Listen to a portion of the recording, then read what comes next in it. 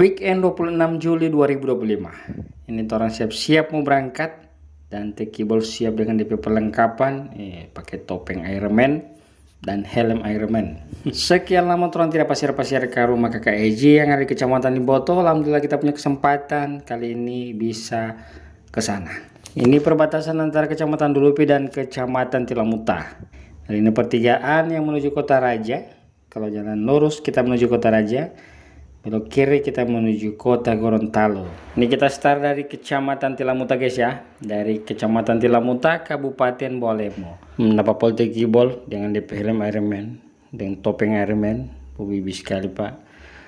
Kita sudah di jalan 2 jalur bangun 0 dan sampai kemalaman juga di sini. Karena perjalanan kita kali ini tidak buru-buru, jadi kita santai-santai di jalan. Pelan-pelan saja. Di jalan, ini saya yang Mama Tekibol, Kot Bahungguli juga. Jadi mampir Lango, orang mampir dulu beli gorengan di sini. Di Saripi. Pakai topengnya, Iron Man. Sama dengan helm, yo. Masker tidak. Masker bukan Iron Man. Gambar apa? Tengkorak. Orang mampir dulu di sini. Dan kita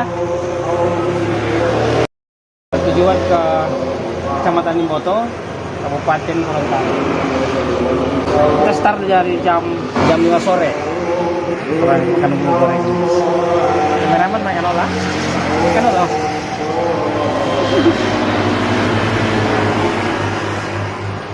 Alhamdulillah.